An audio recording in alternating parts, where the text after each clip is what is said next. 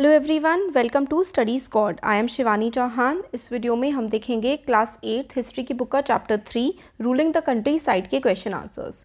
तो देखिए, पहला क्वेश्चन मैच द फॉलोइंग है। तो इसमें क्या बोला गया है हम लोगों को कि मैच करना है tiger of Mysore. Tiger of Mysore किसको कहा जाता था? किसको कहते थे? टीपू सुल्तान को, है ना। टीपू सुल्तान को टाइगर ऑफ मैसूर कहा जाता था। और फिर उसके बाद सिपाही। सिपाही किसको बोलते थे? ये बोलते थे सिपॉय, मतलब अंग्रेज़ जो थे वो सिपाही को सिपॉय बोला करते थे।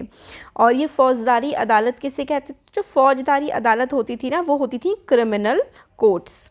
और रानी चन्नम्मा कौन थी?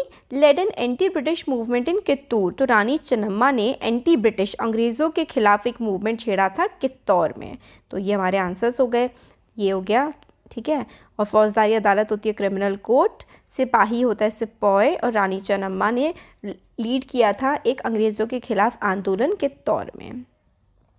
नेक्स्ट क्वेश्चन नंबर 2 जो है, इसमें हम लोग को बोला गया है British conquest of Bengal begin with battle of Plassey. तो बैटल ऑफ प्लासी के साथ जो ब्रिटिश कॉन्क्वेस्ट थी, यानी कि बंगाल को जीतने की जो लड़ाई थी, शुरुआत इन्होंने कर दी थी बैटल ऑफ प्लासी से, है ना। नेक्स्ट है Haidar Ali and Tipu Sultan were the rulers of Mysore. तो मैसूर के ये दोनों राजा थे।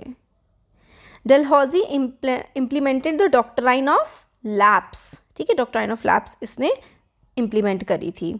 और Maratha kingdoms were located mainly in the western part of India. तो यहाँ पर देखिए क्या क्या आंसर्स हैं इनके। बंगाल, बैटल ऑफ क्या थी? Plassey, battle of Plassey. और ये मैसूर के थे, ये दोनों मैसूर। और ये डॉक्ट्राइन ऑफ लैप्स, मतलब कि अगर कोई मेल हेयर नहीं है, यानी कि अगर राजा किसी लड़के को जन्म दिए, अपने बेटे को जन्म देने से पहले कोई राज्य की डेथ हो जाती है, तो वो राज्य अंग्रेज़ अपने अंदर कर लेंगे, अपने कंट्रोल में। ये थी डॉक्ट्राइन ऑफ लैप्स। और नेक्स्ट है Maratha kingdoms western part of India में ज़्यादातर लोकेटेड थी, यानी कि जो महाराष्ट्र वाला आज का रीजन है, वहाँ पे ज़्यादातर महाराष्ट्र हो गया, और गुजरात का थोड़ा पार्ट, और एमपी का, तो वहाँ पर ज़्यादातर मराठा किंगडम्स लोकेटेड थे। ट्रू फॉल्स है Mughal empire became stronger in 18th century. तो फॉल्स है, 18th सेंचुरी आते आते तो मुगल एम्पायर काफ़ी ज़्यादा वीक होने लगी थी। English east India company was only European company that traded with India. तो ये भी बिल्कुल गलत है। क्यों? क्योंकि काफ़ी सारी कंपनीज़ ने यूरोप की, जैसे कि पोर्टुगीज़ थे, वो भी आए थे, डच भी आए थे, फ्रेंच भी आए थे, ये सब लोग आए थे हमारे देश से व्यापार करने। महाराजा रंजीत सिंह वो द रूलर ऑफ पंजाब। बिल्कुल सही है, ये तो ट्रू है, पंजाब के रूलर थे। British did not introduce administrative changes in the territory they conquered. ये तो बिल्कुल गलत है, क्योंकि ब्रिटिश ने बहुत ज़्यादा एडमिनिस्ट्रेटिव, बहुत ज़्यादा बदलाव वो लेकर के आते थे, जो भी एरिया वो कैप्चर कर लेते थे। तो फॉल्स फॉल्स, ट्रू और फॉल्स। एक ही ट्रू है कि महाराजा रणजीत सिंह जो हैं वो पंजाब के रूलर थे। नेक्स्ट क्वेश्चन है what attracted European trading companies to India. तो यूरोपियन ट्रेडिंग कंपनीज क्यों अट्रैक्ट हुई थी इंडिया की तरफ? तो देखिए इसका आंसर है fine qualities of cotton and silk produced in India. India में काफ़ी ज़्यादा अच्छी क्वालिटी का कॉटन, है ना, बहुत अच्छी क्वालिटी का कॉटन होता था, सिल्क होता था इंडिया में, तो वो ये खरीदना चाहते थे इंडिया से।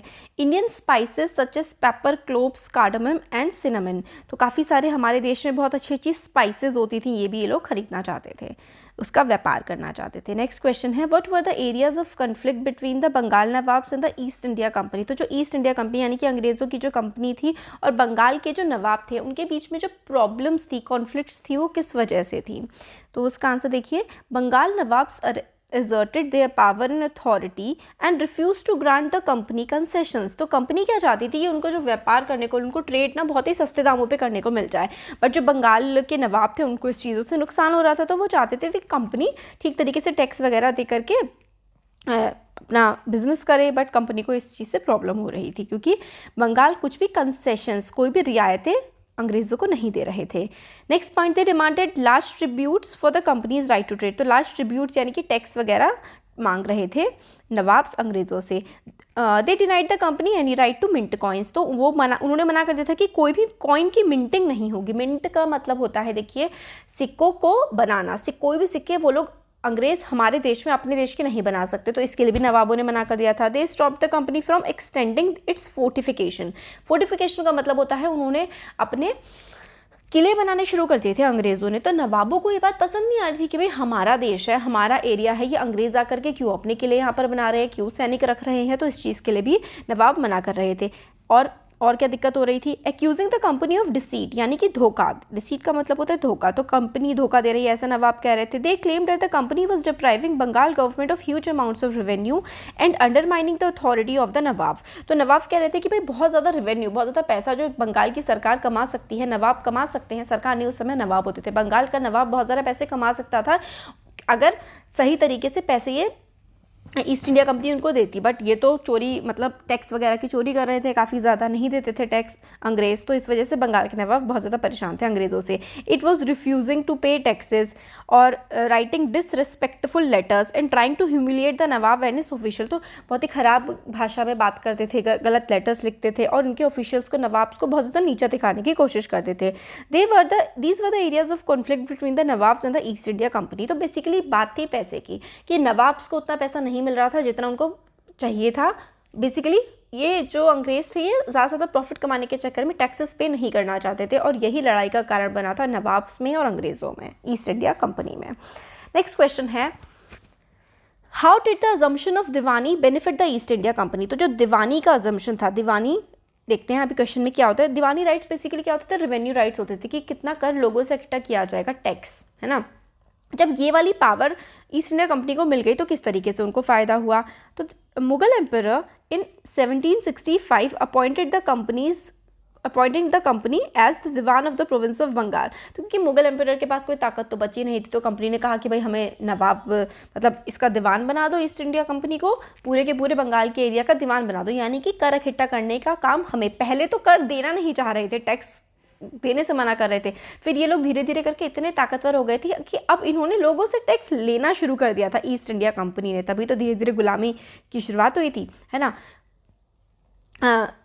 दीवानी allowed the company to exploit the vast revenue of Bengal. तो दीवानी, क्योंकि अब अगर टैक्स इकट्ठा करोगे ऐसी जगह से जहाँ लोगों के पास अच्छा खासा पैसा है, तो खूब अमीर होते मतलब काफ़ी ज़्यादा फायदा हो रहा था इससे ईस्ट इंडिया कंपनी को।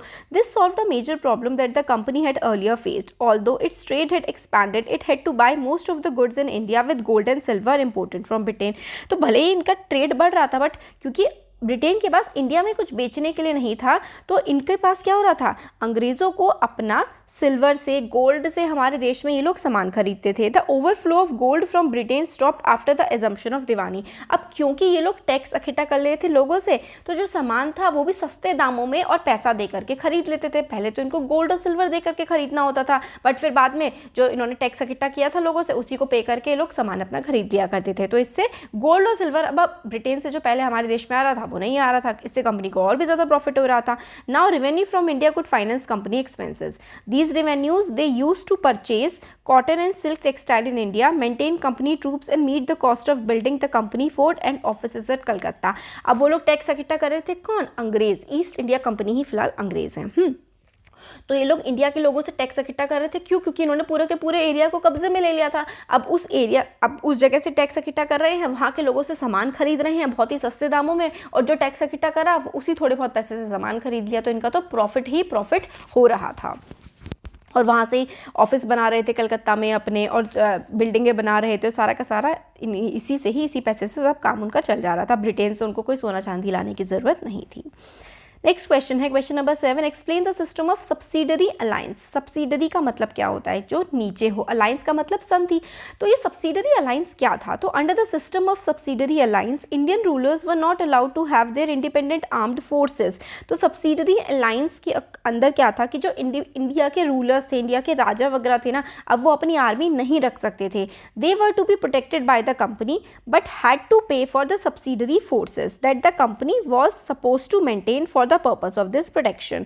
तो मतलब अब अंग्रेजों ने पूरा का पूरा हरा दिया था राजा वगैरह को, सबको। तो राजा से कहते था कि आप अपनी आर्मी नहीं रख सकते, हम आपके लिए आर्मी रखेंगे और उस आर्मी को पैसे भी आप दोगे और उससे आपकी प्रोटेक्शन हो जाएगी। If Indian rulers fail to make the payment, और अगर इंडियन रूलर्स उस आर्मी के लिए पैसे ना दे पाएँ तो उन पे पेनल्टी पड़ती थी और उनकी एक पूरी की पूरी टेरिटरी यानी कि उनका एरिया अंग्रेज छीन लेते थे।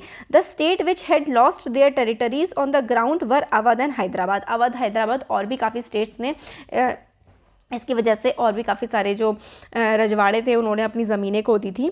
तो ये लोग क्या करते थे कि पहले कहते थे, हराते थे, पहले तो दबा देते थे बिल्कुल राजाओं को, फिर कहते थे ठीक है आप राजा हो बट आपकी आर्मी नहीं होगी, आप अपनी आर्मी नहीं रख सकते, हम आपके लिए आर्मी रखेंगे और आपको उसके लिए पैसे देने होंगे। फिर कोई राजा अगर, और पैसे इतने ज़्यादा मांगते थे कि ज़्यादातर राजा पैसे नहीं दे पाते थे, तो जो राजा पैसे नहीं दे पाया उसकी ज़मीन फिर ये सारी की सारी, उसका पूरा का पूरा इलाका अंग्रेज़ हड़प लेते थे। तो यही थी सब्सिडरी अलायंस। नेक्स्ट क्वेश्चन है, in what way the administration of company different from that of Indian rulers. तो कंपनी में जो एडमिनिस्ट्रेशन था, कंपनी में जो काम चलता था, वो इंडिया के जो रूलर्स थे, इंडिया के जो राजा थे, उस जो वो चलाते थे अपने दरबार में काम, उससे कैसे अलग था। तो इसका आंसर है the administration of company was different from the Indian rulers. देखिए कैसे, the company divided it's administrative units called presidencies, मतलब एडमिनिस्ट्रेटिव यूनिट प्रेसिडेंसीज जो है वो अलग अलग छोटे छोटे पार्ट्स में बांट दिया करते थे। देयर वर 3 प्रेसिडेंसीज, तो 3 प्रेसिडेंसीज अंग्रेजों की थी, Bengal, Madras and Bombay. In India districts were the main administrative units. हमारे देश में तो डिस्ट्रिक्ट यानी कि जिले होते थे, इन्होंने क्या बनाई हुई थी, अंग्रेजों ने प्रेसिडेंसीज बनाई हुई थी। Each presidency was ruled by governor, districts were ruled by collector. तो इन्होंने 3 प्रेसिडेंसी बनाई थी, हर प्रेसिडेंसी में एक गवर्नर था, तो 4 हो गई, हर प्रेसिडेंसी में एक गवर्नर था और गवर्नर के बाद फिर जो छोटी छोटी डिस्ट्रिक्ट थी उसमें कलेक्टर था। The supreme head of administration of the company was governor general, but in India the head of the administration was king. तो जो ईस्ट इंडिया कंपनी थी उसमें सुप्रीम हेड गवर्नर जनरल होता था और इंडिया में वो जो हेड होता था वो किंग होता था। The main job of governor general was to introduce administrative reform, while main job of collector was to collect revenue. तो जो गवर्नर जनरल था उसका काम होता था कि भाई वो रिफॉर्म्स लेकर के आए, बदलाव लेकर के आए, और कलेक्टर का काम होता था कि वो कर इकट्ठा करे और टैक्स मेंटेन करे, लॉ एंड ऑर्डर मेंटेन करे। तो इंडिया में ज़्यादातर काम जो है राजा खुद से देखता था और अंग्रेज़ों की जो ईस्ट इंडिया कंपनी थी उसमें काम बहुत ज़्यादा बटे हुए थे। तो ये डिफरेंस था। नेक्स्ट क्वेश्चन है, describe the changes that occurred in the company in the composition of companies army. तो आर्मी की कंपोजिशन में कैसे कैसे चेंजेस आए वो हमें बताना है। तो सेवरल चेंजेस जो आए आर्मी के कंपोजिशन में, यानी कि किस तरीके से आर्मी होगी, वो क्या थे। Company began recruitments for its own army which came to be known as sipahi army. तो कंपनी, एक सोचिए आज की कोई इंडस्ट्री अपने सिपाही रखने लगे, अपनी आर्मी रखने लगे, उस समय पर यही हुआ था। ईस्ट इंडिया कंपनी जो कि कोई देश भी नहीं था, देश की एक कंपनी थी सिर्फ, उसने अपनी आर्मी हमारे देश में रखनी शुरू कर दी थी। As the warfare technology change from 1920s the cavalry recruitment of the company's army declined. तो क्योंकि वॉरफेयर टेक्नोलॉजी चेंज होने लगी थी, जो घोड़े वाली फौज थी अब उन्होंने अपनी कम कर दी थी 1820s के बाद। The soldiers of the company army had to keep pace with changing military requirements and its infantry regiments now become more important. तो इन्फेंट्री जो पैदल चलने वाले सैनिक थे, क्योंकि अब उनकी ज़्यादा ज़रूरत होती थी, तो अब वो काफ़ी ज़्यादा रखने लगे थे ये लोग। In the early 19th century the British began to develop a uniform military culture. तो 19th सेंचुरी आते आते इन्होंने बहुत ही अच्छे से आर्मी को मेंटेन करना शुरू कर दिया था। Soldiers were increasingly subject to European style training, drill and discipline that regulated their life for more than before. तो अब बहुत ज़्यादा डिसिप्लिन वे में आर्मी को रखा जाने लगा था, उनकी बहुत ज़्यादा अच्छी ट्रेनिंग होती थी, यूरोपियन स्टाइल में सब कुछ किया जाता था और बहुत डिसिप्लिन वे में आर्मी अब रहने लगी थी। नेक्स्ट क्वेश्चन, क्वेश्चन नंबर 10 है, after the British conquest of Bengal Calcutta grew from small village to big city. Find out about the culture, architecture and life of Europeans and Indians of the city during colonial period. तो कलकत्ता पहले एक छोटा सा गांव हुआ करता था बंगाल में, पर वो धीरे धीरे बहुत बड़ा शहर हो गया था क्योंकि अंग्रेज वहाँ बस गए थे। तो कैसे कैसे वहाँ बदलाव आए। तो Indians were influenced by British culture, architecture, lifestyle. Indians जो है जो अंग्रेज़ कल्चर, आर्किटेक्चर, लाइफस्टाइल आए उससे कैसे, तो कल्चर में भी ब्रिटिश का इन्फ्लुएंस काफ़ी ज़्यादा बढ़ने लगा। हम लोगों ने काफ़ी कपड़े उनके जैसे पहनने शुरू कर दिए, है ना, पैंट शर्ट वगैरह। आर्किटेक्चर में influence by British architecture, fortification of city, churches. Fortification मतलब वहाँ पे थोड़ी बड़ी बड़ी किलेबंदी जिसे कहते हैं, और वहाँ पे थोड़ी प्रोटेक्शन वाली चीज़ रखने लगी। रिच इंडियंस जो है उन्होंने भी बंगलो बहुत बनवाने शुरू कर दिए इंग्लिश स्टाइल में। लाइफ जो है उसमें इंग्लिश एजुकेशन, इंग्लिश क्लोथ्स काफ़ी ज़्यादा पॉपुलर हो गए थे। कुछ क्वेश्चंस थे हमारे इस चैप्टर के और हो गया ये हमारे सारे question answers complete. Thank you.